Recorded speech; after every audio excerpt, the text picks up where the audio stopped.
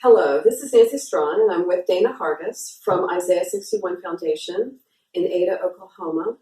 And our passion in Isaiah 61 is, and our mission is to promote healing for families and communities through trauma-informed education and relational interventions, because we want healthy families and we want a healthy society. So Dana is the founder of Isaiah 61 Foundation, and she is a licensed counselor here in Ada, Oklahoma. She previously taught special education for several years and specialized in behavioral interventions within the classroom. So, Dana, I know that you want to, it is your goal and your vision to provide intensive intervention for at-risk families, but you realized that there were some financial problems with that for many families. And that's why we started a nonprofit of Isaiah 61. Can you tell me what you believe can be achieved through an intensive intervention and your recent experience using intensive intervention with a patient? Yes. So I'm just going to start with the thought behind making Southern Oklahoma trauma-informed. I feel like that lots of people will call themselves trauma-informed, and I'll say, so tell me about your... Tell me about how you became trauma-informed, and they'll say something like, well, I took a 2-hour workshop. And that is wonderful. It is wonderful for people to learn anything to gain an understanding into how trauma impacts the brain.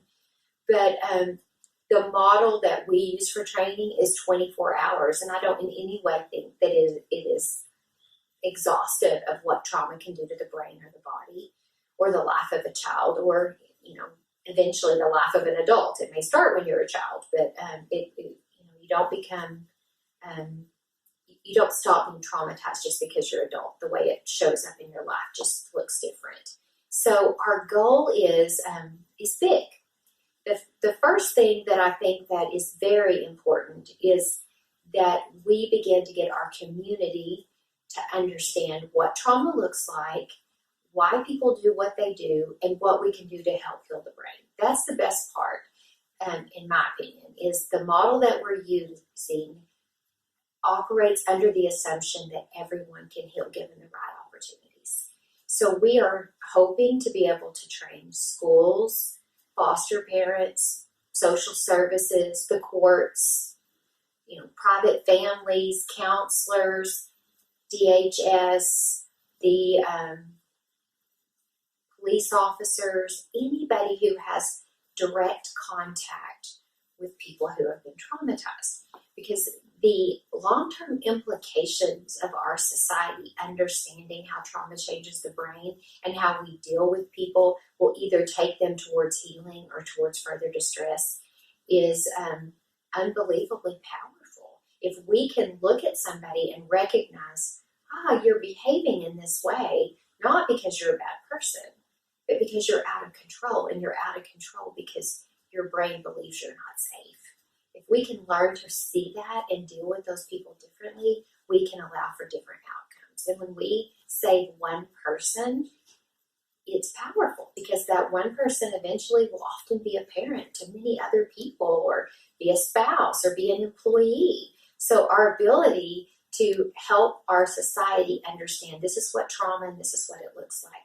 We also feel like churches have a very big role in this. If a Sunday school teacher was able to meet with children every week and understand the difference trauma-informed care can make, they, over the course of time, could help heal that child's brain, or help work with that family to keep a child in contact with and continuing to live with their own family of origin.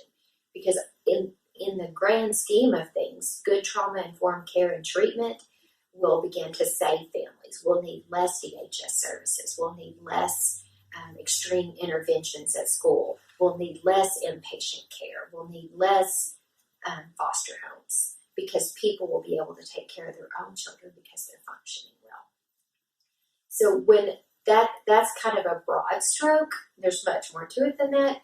But from a practical level, I've had an opportunity to work with a young person who spent nearly a year in inpatient.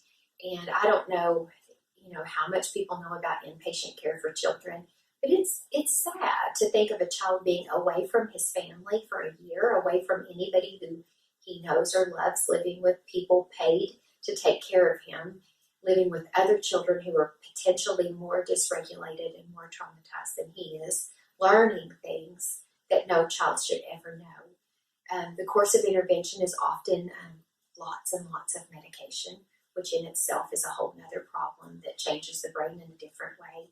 In my opinion, it's difficult to heal when you're not even hardly awake, when you're being medicated to go to sleep and you're medicated during the day. Those children just have very little joy. And I came in contact with him because he wasn't doing well in his current situation.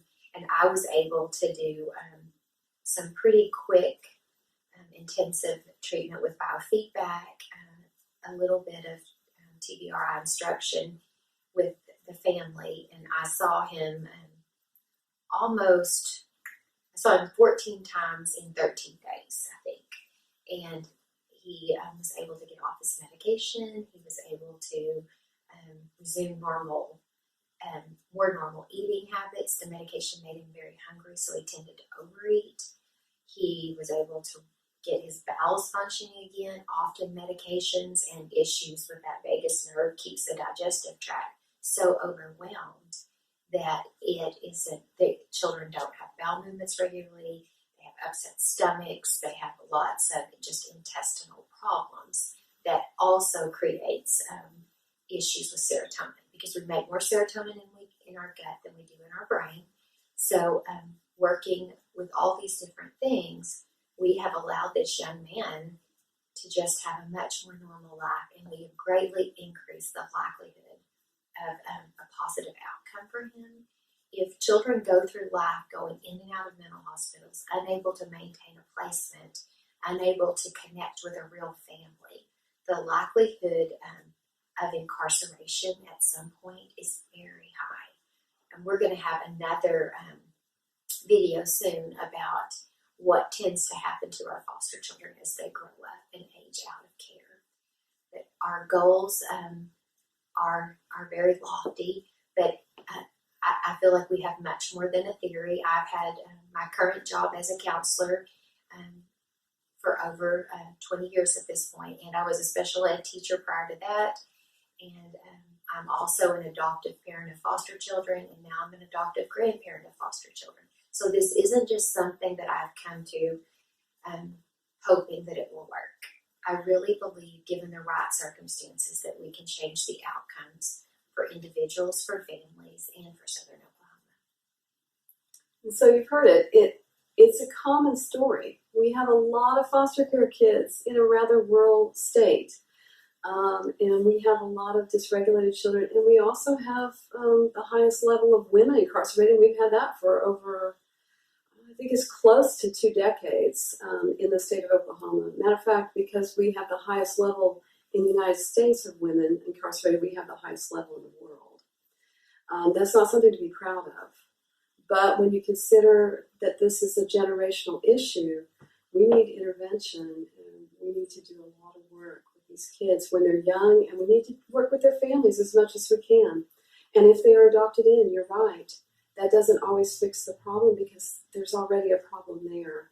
So tremendous intervention is needed, and a faith-based, I think, also is really helpful to give that safety, so that if you feel that you're secure in this world, not only through great relationships, but also secure in a sense that you're loved by a divine creator, it will help you to break that cycle that is so common in our area. So I hope you've enjoyed this, and we will be back and we'll have more to say. Remember us. Thank you very much for showing up. Bye.